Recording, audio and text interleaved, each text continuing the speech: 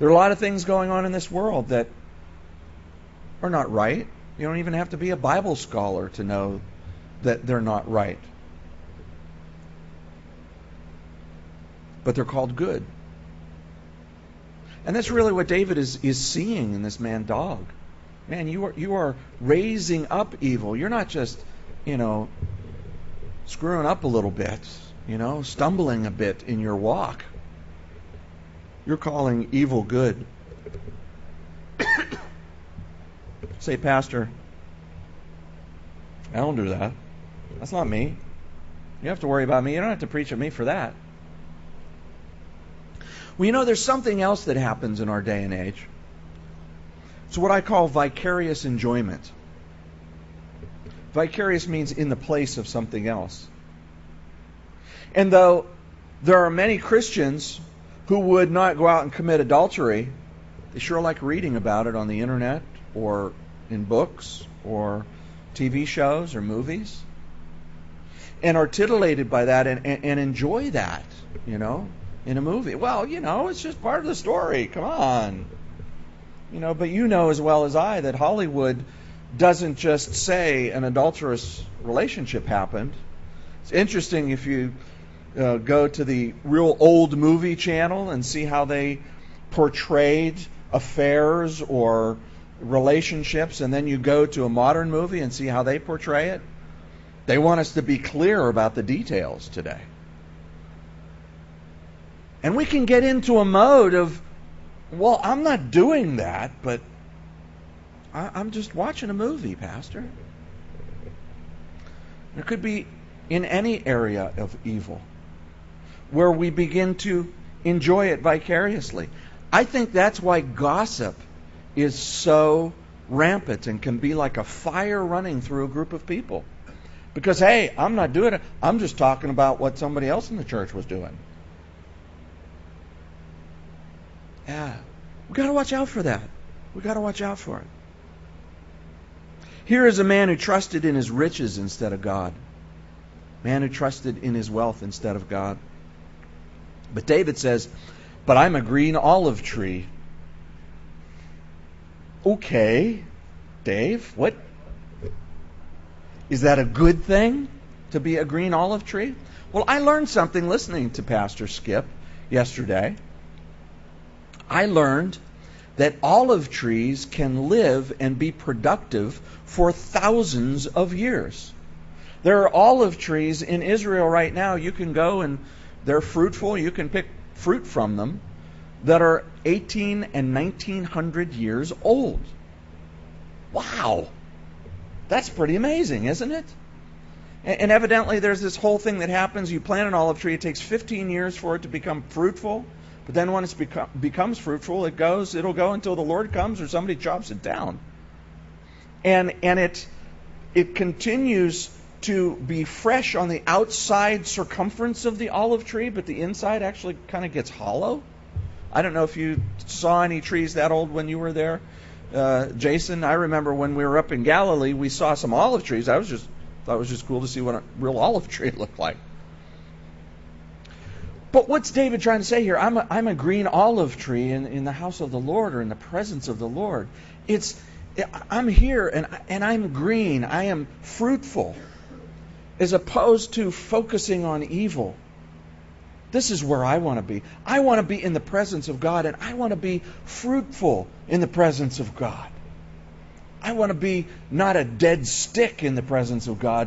I want to be a fruitful olive tree in the presence of God. Now for us, olive oil, it's salad dressing, maybe dipping oil, and maybe a little bit of cooking and stuff, but it's not that big a thing. To those in Israel in that day, it was a huge thing. It wasn't just for cooking, it was for cooking everything. It was used for all sorts of things. It was used for healing. It was used in all kinds of ways. It was a central part of their economy. And so when David says, I want to be a green olive tree in the presence of God, I want to be fruitful. I want to be providing for God's people rather than tearing them down. Psalm 53 we actually already studied most of this psalm because it's almost exactly identical to Psalm 14. which we looked at. Begins, the fool has said in his heart, there is no God. Or literally, it is in the Hebrew, the fool has said in his heart, no God.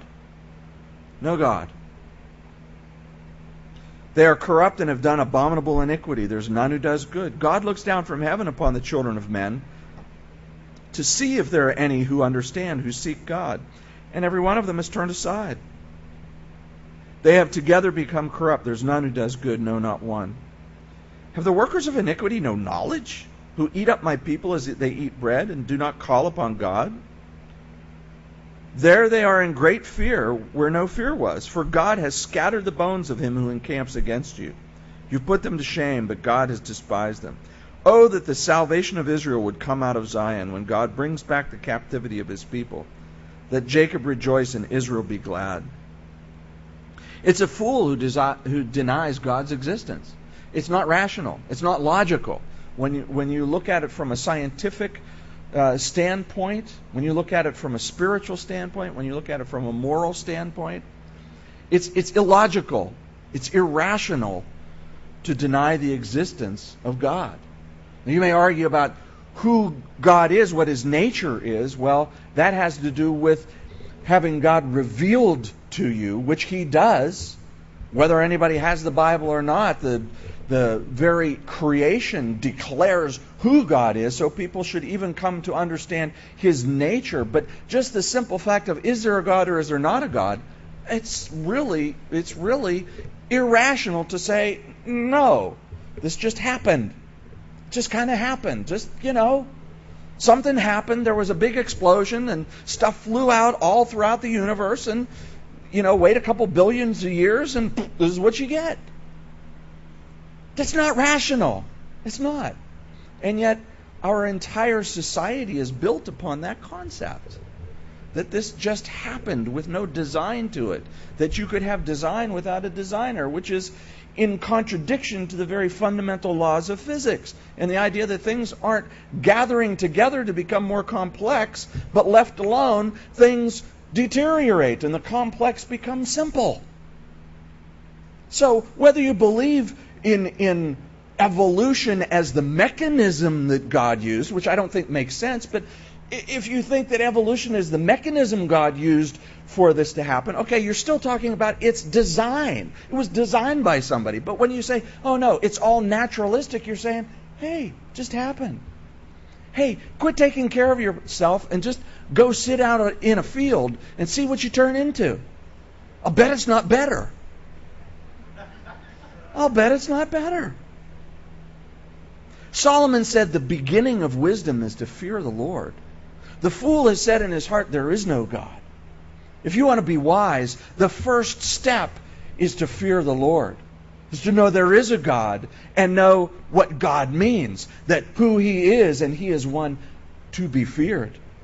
Paul said, describing what mankind has done, he says, professing themselves to be wise, they've become fools by changing the image of God into the image of his creation. The fool has said in his heart, there is no God. There is no God. Psalm 54 says, to the chief musician with stringed instruments, a contemplation of David, when the Ziphites went and said to Saul, is David not hiding with us? Save me, O God, by your name, and vindicate me by your strength.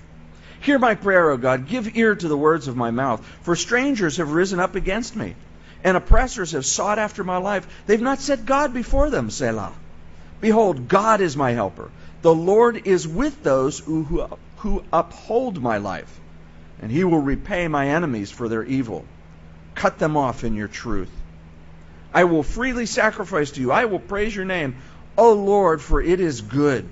For he has delivered me out of all trouble, and my eye has seen its desire upon my enemies.